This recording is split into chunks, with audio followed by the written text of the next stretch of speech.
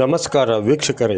ನವಲಗುಂದ ಕರ್ವೆ ಧಾರವಾಡ ಜಿಲ್ಲಾ ಅಧ್ಯಕ್ಷರಾದ ಸಾಗರ್ ಗಾಯಕ್ವಾಡ್ರವರು ಆದೇಶದ ಮೇರೆಗೆ ಮಂಗಳವಾರ ದಿವಸ ನಡೆದ ಧಾರವಾಡ ಜಿಲ್ಲಾ ಮಟ್ಟದ ಸಭೆಯಲ್ಲಿ ನೂತನ ಕರ್ವೆ ನವಲಗುಂದ ವಿಧಾನಸಭಾ ಕ್ಷೇತ್ರದ ಅಧ್ಯಕ್ಷರನ್ನಾಗಿ ಸಿರಾಜುದ್ದೀನ್ ಧಾರವಾಡ ಅವರನ್ನು ಹಾಗೂ ನವಲಗುಂದ ತಾಲೂಕು ಅಧ್ಯಕ್ಷರಾಗಿ ಬಸು ವಡ್ಡರ್ ಅವರನ್ನು ನೇಮಕ ಮಾಡಿ ಆದೇಶ ಹೊರಡಿಸಿದ್ದಾರೆ.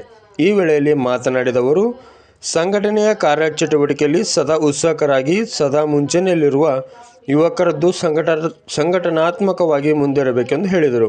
ಈ ಸಂದರ್ಭದಲ್ಲಿ ಕರ್ವೆ ರಾಜ್ಯ ಕಾರ್ಯಕಾರಿಣಿ ಸಮಿತಿಯ ಸದಸ್ಯರಾದ ಹನುಮಂತಪ್ಪ ಮೇಟಿ ಹಾಗೂ ರೆಹಮಾನ್ ಹೋಳಿ, ಸಚಿನ್ ಗಾನ್ಗೇರ್, ಮಹಿಳಾ ಘಟಕದ ಅಧ್ಯಕ್ಷರಾದ ಮಲ್ಲಮ್ಮ ಗೌಡರ್, ಕಲ್ಲಪ್ಪಣ್ಣ ಹರ್ಕುನಿ, ಮಲಿಕ್ ರಿಯಾಜ್ ಕಂಬಾರಗನಿ, ಶಂಕರ್ ಸಿದ್ದಾಪುರ್, ವಿಠಲ್ ಕಂಬಾರಗನಿ ಇನ್ನಿತರರು ಉಪಸ್ಥಿತರಿದ್ದರು. ವರದಿ ಶರೀಫ್, ಕನ್ನಡ ನಾಡು ಸುದ್ದಿ, ನವಲಗುಂದ.